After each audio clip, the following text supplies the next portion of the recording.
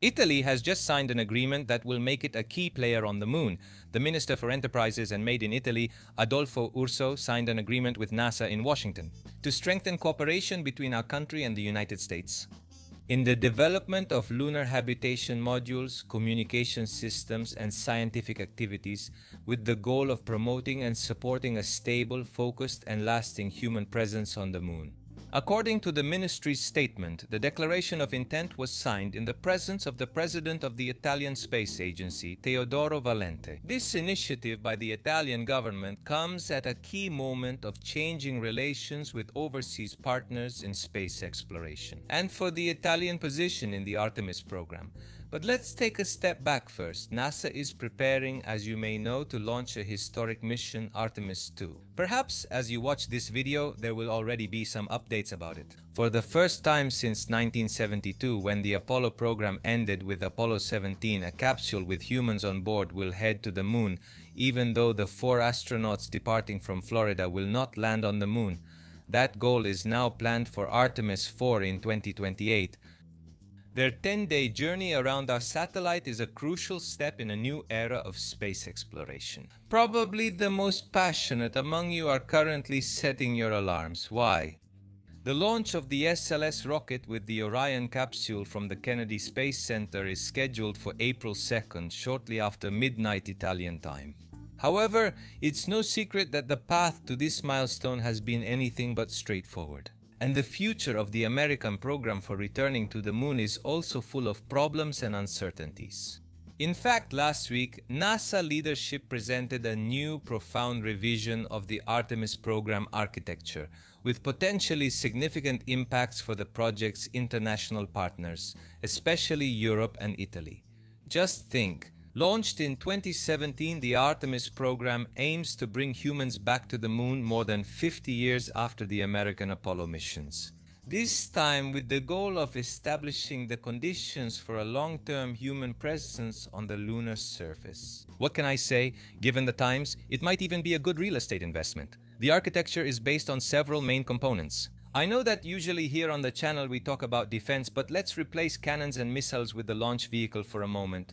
SLS, Space Launch System, the Orion capsule, a series of landers developed by private companies like SpaceX and Blue Origin, and the Lunar Gateway. Keep this name in mind because we'll need it in a moment. A space station in orbit around the moon, designed to support activities on the surface and continue in this way. The scientific research carried out on the ISS since 2000 is extensive. In total, 55 nations have signed the Artemis Accords, a series of international agreements to regulate the peaceful exploration of the Moon, Mars, and other celestial bodies. However, the development of Artemis coincides with years in which NASA's funding is constantly decreasing. The result is a continuous change of plans and an accumulation of delays on the schedule. In 2019, during the first Trump administration, the White House had indicated 2024 as the year American astronauts would return to the moon. However, the reality has changed a bit. On March 24th, the new NASA administrator announced a thorough review of the program, presenting a 3-phase plan to focus efforts on lunar construction on the surface, starting from the early 2030s. The goal is twofold and ambitious: to contain costs by avoiding new waste of funds, and at the same time to aim for more concrete objectives. In particular, the number of robotic missions will increase dramatically, thus accelerating the exploration of new areas and preparing energy and communication infrastructures. One of the crucial steps in this revision is the cancellation of the Lunar Gateway project, which was underway. This has a significant impact on Europe's role in the program as a strategic partner in the construction of the space station during 2025 in the facilities in Turin. Thales Alenia Space had already completed the primary structure of Halok, the first habitation module of the Gateway, for the American company North Grumman. In addition, the European company had been selected to build Esprit, a module for communications and refueling, and the E-Hub for the European Space Agency. Un modulo abitativo internazionale. Following this rescheduling, NASA executives have publicly assured that the components already built could be repurposed for different uses, and that the agency will work with international partners to recalibrate their involvement in the new programs. Meanwhile, the European Space Agency has started internal consultations to examine the impacts of these changes. So, after NASA's announcement, the Italian Space Agency, through its president, Teodoro Valente, is the only one to have expressed immediate support and interest in the new American plan. In this regard, it's important to remember that the Italian Space Agency started developing the MPH multi-purpose habitation module last year as part of bilateral agreements with NASA. The module, commissioned from Thales Alenia Space, is expected to be the first habitation module on the lunar surface. In conclusion, here are the latest developments and recent statements. Although it is premature to make precise assessments about the next steps of ESA and its members, it is clear that Italy will aim to strengthen bilateral activities with NASA, which have already begun to ensure its presence, our country's presence, on the Moon, and to confirm a leading role for our aerospace industry in the future of lunar exploration. Before continuing with the next story, a very important note. This episode was written by Francesco Moro, an Italian aerospace engineering student and contributor to the Space Voyaging blog.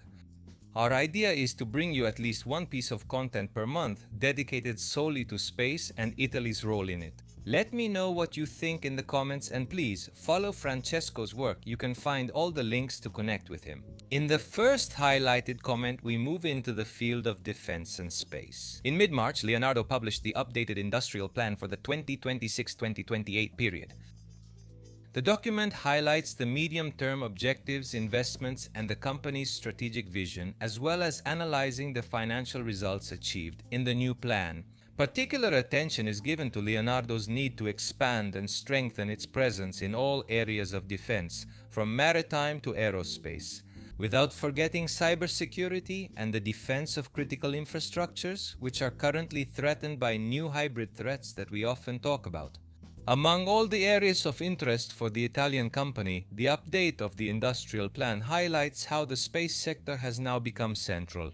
In this regard, it's important to remember the strategic agreement signed in October 2025 between Leonardo, Thales, and Airbus to secure a significant share in the coming years, creating a European giant in satellite activities with the goal of competing with the major international players, especially SpaceX and China, as well as increasing European strategic autonomy.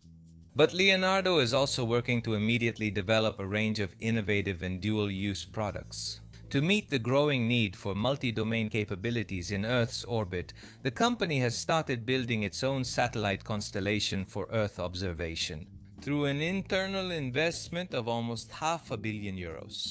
The constellation, called Space Guardian, will involve launching about 20 multi-sensor satellites, which will use both high-resolution optical instruments and radar instruments. For the collection of sensitive information, the satellites will be equipped with advanced technologies for processing information in space, inter-satellite data exchange, and sending the results back to Earth. The interaction of these capabilities will allow for reduced latency and increased system resilience, providing the end user with more complete and ready-to-use information. In responding to a wide range of needs, both civilian and military, the data collected by this type of satellite system is crucial, in fact, for intelligence activities and monitoring of areas and infrastructures, but also for civil protection and maritime security. The 20 satellites built by Thales Alenia Space will be deployed in low Earth orbit with 2 separate launches. Currently, it has not yet been specified which launcher will be used, although the tight schedule suggests that a mission aboard a SpaceX Falcon 9 will be chosen.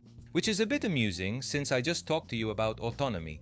The Space Guardian system will become an important asset of the new Michelangelo dome system, presented by Leonardo in 2025. We already discussed this with you on Lungo Largo. Michelangelo dome is a complete architecture that brings together a wide range of land, naval, aerial, and space systems and sensors to create a dynamic security dome that takes protection from the various threats present in today's war scenarios to a new level. Currently, the company plays a leading role in the implementation of the Iride program for the Italian government and the European Space Agency. Iride is an Earth observation constellation made up of several sub-constellations, with the goal of supporting civil protection activities, environmental monitoring, national security, and commercial services. The deployment of the constellation, which began last year, is expected to be completed by 2026. This Monday, 8 new satellites were launched aboard SpaceX's Transporter 16 mission. That said, I welcome Francesco to the editorial team. And as for this column, I have a few names in mind.